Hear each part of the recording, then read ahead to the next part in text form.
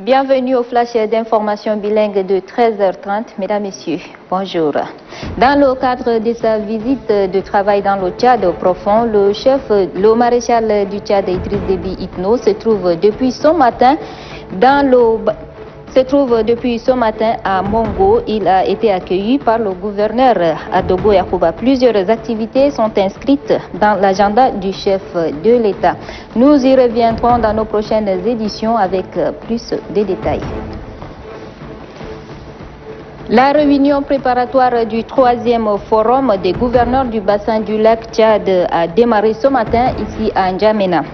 Pendant 3 jours, les hauts représentants des gouverneurs venus du Cameroun, du Niger, du Nigeria et ceux du Tchad auront à examiner les délibérations du premier et 2e forum et discuter sur l'organisation de la prochaine rencontre de Yaoundé. Ils auront également à s'assurer si les 2 précédents forums reflètent les réalités et les attentes des communautés des 8 zones touchées par la secte Boko Haram. Le ministère de l'Aviation civile et de la météorologie nationale, à travers l'autorité de l'aviation civile, a célébré hier dans un hôtel de la place le 76e anniversaire de la journée de l'aviation civile internationale édition 2020. Placé sous le thème « L'impact de la Covid-19 sur l'aviation », le ministre de l'Aviation civile et de la météorologie nationale, Seb Guénandé, face à cette crise sanitaire qui a eu des répercussions sur l'aviation civile tchadienne, réitère la disponibilité de son département à redynamiser ce secteur. Au cours de cette rencontre, quelques agents ont été distingués pour leur exemplarité dans le travail.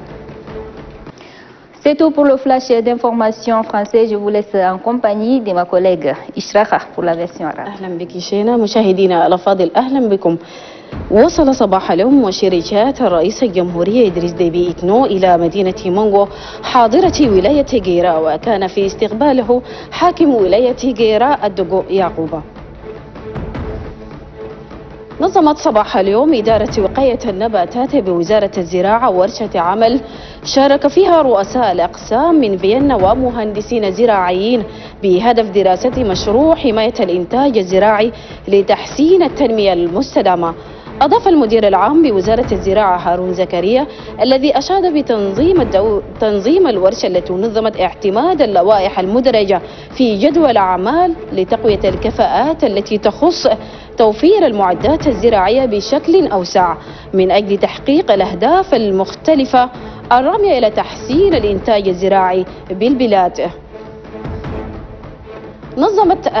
نظمت صباح اليوم وزارة الطيران اليوم العالمي للطيران المدني الذي يصادف 7 ديسمبر من كل عام. فقد نظمت سلطة الطيران المدني مأدبة عشاء ليلة البارحة تضمن كلمات عدة من بينها كلمة وزير الطيران المدني والإرصاد الجوي، وشجع فيها جميع العاملين في مطار حسن جاموس الدولي في ظل كوفيد-19، مبينا أهمية هذه التكريم والحافز المعنوي للعاملين وخاصة الذين عرضوا حياتهم لحماية الآخرين في هذه الظروف العصيبة.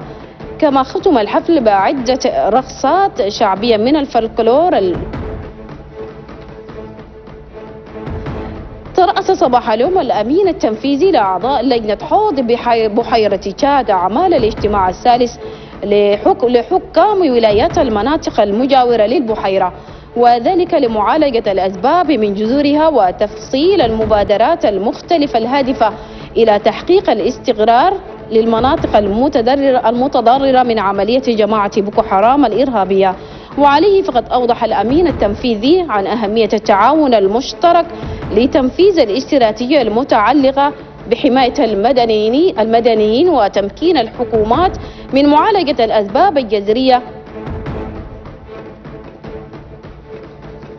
نظمت صباح اليوم المفوضية السامية لحقوق الإنسان التابعة للأمم المتحدة بالتعاون مع مركز المنى الثقافي دورة تدريبية لصالح القادة التقليديين والدينيين وممثلي الجمعيات المدنية بهدف معرفة القوانين الانتخابية.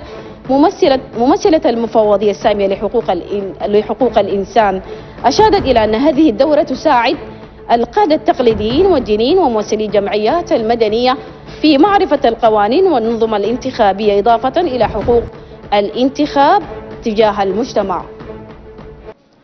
مشاهدينا الأفاضل، نهاية الموجز وفي أمان الله. À 16h, Inch'Allah.